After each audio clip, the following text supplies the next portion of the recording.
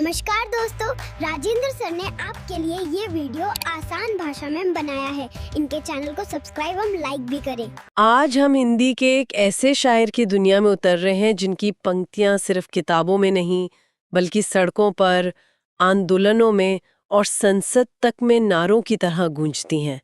एक ऐसी आवाज जो आज भी उतनी ही ताज़ा और ज़रूरी लगती है जितनी सालों पहले थी। हम बात कर रहे हैं दुष्यंत कुमार की।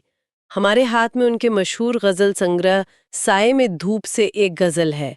तो आज हमारा मकसद सिर्फ इसे पढ़ना नहीं बल्कि इसकी परतों को खोलकर ये समझना है कि दुष्यंत की शायरी में ऐसा क्या जादू है जो वक्त के साथ धुंधला नहीं पड़ता।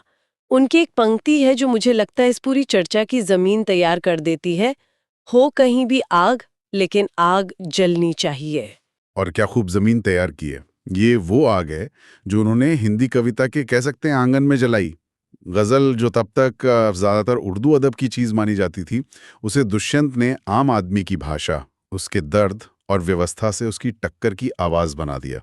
ये बहुत बहुत बड़ा काम था। तो चलिए सबसे पहले उस शख्स से मिलते हैं जिसने ये आग जलाई। जी। कौन थे दुष्यंत कुमार? कहाँ से आई उनमें ये बेबाकी? दुष्यंत कुमार का जन्म 1933 में उत्तर प्रदेश के एक गांव राजपुर नवादा में हुआ, लेकिन उनकी जो साहित्यिक शख्सियत है उसको आकार मिला इलाहाबाद में। अच्छा, इलाहाबाद में? जी, वो दौर इलाहाबाद का एक तरह से सुनहरा दौर था। निराला, महादेवी वर्मा, बच्चन जैसे दिग्गज वहां थे और दुष्यंत परिमल जैसी साहित्यिक संस्था की गोष्ठियों का एक अहम हिस्सा थे। तो ये वो जमीन थी जहां उनके विचारों को खाद पानी मिला। मतलब एक बहुत ही ऊर्जा से भरे साहित्यिक माहौल में उनकी परवरिश हुई। लेकिन जैसा कि अक्सर होता है, जिंदगी चलाने के लिए नौकरी भी करनी पड़ती है। बिल्कुल, और उनकी नौकरी भी बड़ी दिलचस्प थी। उन्होंने पहले आकाशवाणी में काम किया और बाद में मध्य प्रदेश के राजभाषा विभाग में। आकाशवाणी में, जी। और आकाशवाणी का उनका अनुभव खास तौर पर जिक्र के लायक है। आप सोचिए, एक कवि जो सरकारी रेडियो में काम कर रहा है, वो हर रोज आम लोगों की आवाजें, उनकी चिट्ठियां, उनकी शिकायतें सुन रहा है।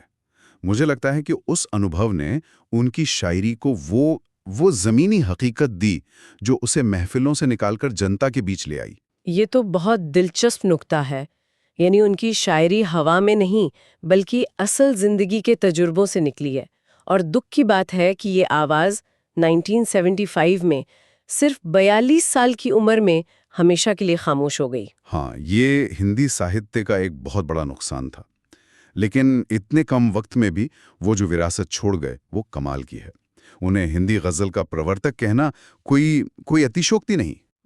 उनके शेर आज लोकोक्तियां या मुहावरे बन चुके हैं। सही बात है। और ये सब उन्होंने साहित्यिक गहराई से समझौता किए बिना किया। उनका गीति नाट्य एक कंठ विस्पाई भी क्लासिक माना जाता है। वो लोकप्रियता और साहित्यिकता का एक, कह सकते हैं, दुर्लभ संगम थे। उनकी शख्सियत को थोड़ा समझने के बाद अब उनकी कला पर आते हैं।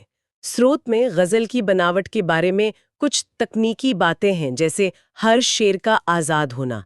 इसे किसी आसान तरीके से कैसे समझ सकते हैं? हाँ, गजल की बनावट एक मोतियों की माला की तरह है। हर मोती यानी हर शेर अपने आप में खूबसूरत और पूरा है। आप किसी भी एक शेर को अकेले उठाकर पढ़ सकती हैं और उसका पूरा मतलब निकलेगा। ये तो कमाल है। मतलब हर शेर एक मुकम्मल कविता है अपने आप में। बिल्कुल, लेकिन दो धागे इन अलग अलग मोतियों को एक माला में पिरोते हैं।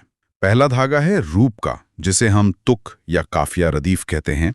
ये एक संगीत की तरह है जो पहले शेर की दोनों पंक्तियों में और फिर हर अगले शेर की दूसरी पंक्ति में सुनाई देता है और पूरी माला को एक लय देता है। और दूसरा धागा? दूसरा और शायद ज्यादा जरूरी धागा है अंतर्वस्तु का, जिसे हम मिजाज कहते हैं। यानी पूरी गजल का मूड, उसका एहसास।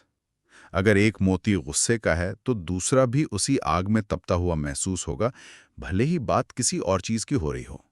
एक ही भाव की नदी है जो इन सारे शेरों के नीचे से बह रही होती है। तो फिर इस गजल का, जिसे हम आज देख रहे हैं, इसका केंद्रीय मिजाज क्या है? इसकी आत्मा क्या है? इस गजल का मिजाज है इनकार और तलाश। जो कुछ चल रहा है, जो व्यवस्था है, उसे सिरे से खारिज करना और फिर एक बेहतर विकल्प, एक नई दुनिया की तलाश को आवाज देना। ये पूरी गजल एक बेचैनी से भरी है, बदलाव के हक में खड़ी है। तो गज़ल का मिजाज है व्यवस्था को चुनौती देना। और ये चुनौती, ये तेवर तो पहले ही शेर से बिल्कुल साफ नजर आता है, जहां वो वादों और हकीकत का फर्क दिखाते हैं। कहाँ तो तय था चरागा हर एक घर के लिए, कहाँ चराग मुयस्सर नहीं शहर के लिए। ये पंक्तियां तो आज भी किसी चुनावी भाषण पर सटीक बैठती हैं। बिल्कुल।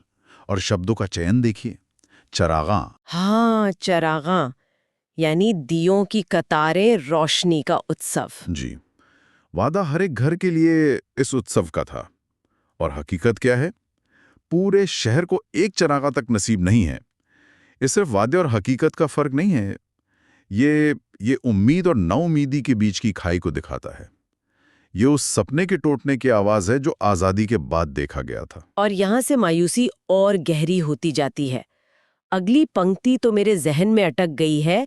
यहाँ दरख्तों के साये में धूप लगती है, चलो यहाँ से चलें और उम्र भर के लिए। मुझे पढ़कर ऐसा लगा जैसे जिन लोगों या संस्थाओं को हमारी रक्षा करनी चाहिए वही हमें जला रहे हैं। क्या ये सिर्फ सरकार पर एक टिप्पणी है या इसका दायरा और भी बड़ा है? आपने बिल्कुल सही पकड़ा। इसका दायरा बहुत बड़ा है। यहाँ दरख्त यानी पेड़ सिर्फ सरकार नहीं, वो हर संस्था है जिससे इंसान को छांव की, राहत की उम्मीद होती है।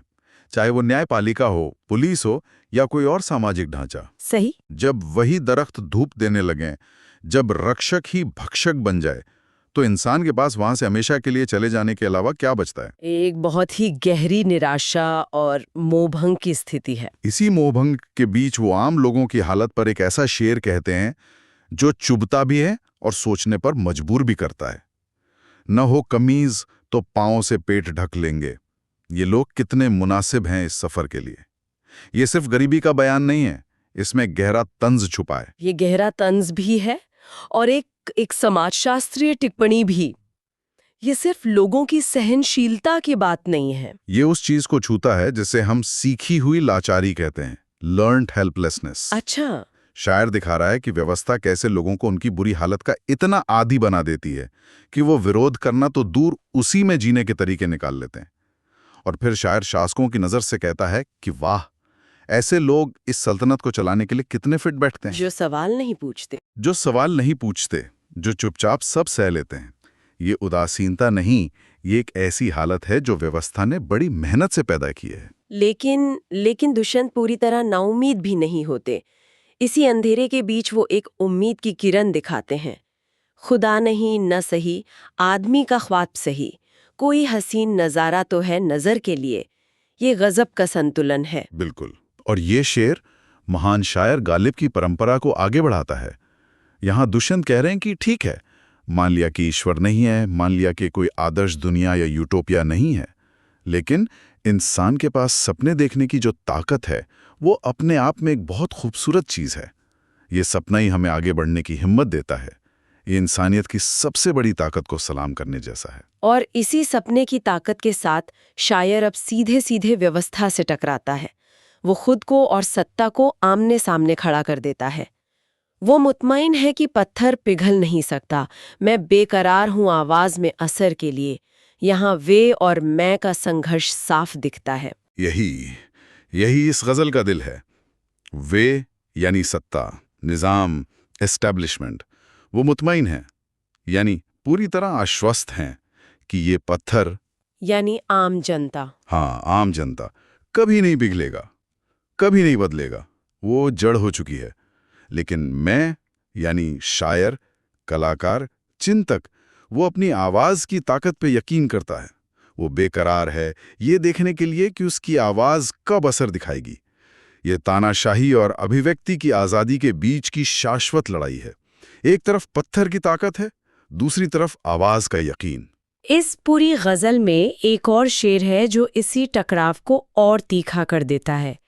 तेरा निजाम है सिल दे जुबान शायर की, ये एहतियात जरूरी है इस बहर के लिए। यहाँ बहर का क्या मतलब है? बहर गजल का मीटर या छंद होता है, मतलब वो ढांचा जिसमें गजल लिखी जाती है। लेकिन यहाँ इसका एक प्रतीकात्मक अर्थ है। दुष्यंत कह रहे हैं कि ए निजाम, ए हुकूमत, तुम्हारा काम ही शायर की जुबान सिल देना है, और तुम्हारी सल्तनत का छंद या मीटर बना रहे, इसके लिए यह सावधानी, यह एहतियात जरूरी भी है। वाह, एक तरह से तानाशाही के मनोविज्ञान को खोलकर रख देता है कि कोई भी सत्ता सबसे पहले सच बोलने वाली आवाज से डरती है और उसे ही बंद करना चाहती है। और फिर गजल अपने आखिरी और शायद सबसे मशहूर शेर पर पहुंचती है, जो गुलमोहर के जिक्र के साथ खत्म होती है। जिए तो अपने बगीचे में गुलमोहर के तले, मरें तो गैर की गलियों में गुलमोहर के लिए। यहाँ गुलमोहर सिर्फ एक पेड़ तो नहीं हो सकता, इसका क्या मतलब है? नहीं, यहाँ गुलमोहर सिर्फ एक पेड़ नहीं है, ये एक बहुत ही ताकतवर प्रतीक है। अब सवाल उठता है कि उन्होंने गुलाब, चमेली या कोई और फूल क्यों नहीं चुना? गुलमोहर ही क्यों? हाँ, ये बात मैंने भी सोची थी। गुलमोहर में ऐसा क्या खास है? गुलमोहर के फूल का रंग देखिए, सुर्ख, दहकता हुआ, आग जैसा। क्रांति का रंग। बिल्कुल क्रांति का रंग है। दूसरी बात, गुलमोहर कोई नाजुक गमले में उगने वाला पौधा नहीं है। ये एक बड़ा मजबूत पेड़ है जो आम सड़कों पर, गलियों में, बगीचों में पाया जाता है। ये जनता से जुड़ा हुआ पेड़ है। तो यहाँ गुलमोहर आत्मसम्मान, मानवीय मूल्यों और अपने आदर्शों का प्रतीक बन जाता है। तो फिर इन दो पंक्तियों का मतलब और भी गहरा हो जाता है। जिए तो अपने बगीचे में गुलमोहर के तले। इसका मतलब है कि अगर हम जिएं तो अपने आत्मसम्मान और अपने सिद्धांतों की छांव में जिएं, अपने बगीचे में, अपनी शर्तों पर। हम किसी की गुलामी या जुल्म के साए में जीने को तैयार नहीं। और मरे तो गैर की गलियों में गुलमोहर के लिए। और ये पंक्ति तो इसे एक जीवन दर्शन बना देती है कि अगर मरना भी पड़े तो दूसरों के हक के लिए, उन्हीं मानवीय मूल्यों और आदर्शों की रक्षा के लिए लड़ते हुए मरें, गैर की गलियों में। यानी सिर्फ अपने लिए नहीं, दूसरों के सम्मान और अधिकारों के लिए जान देना।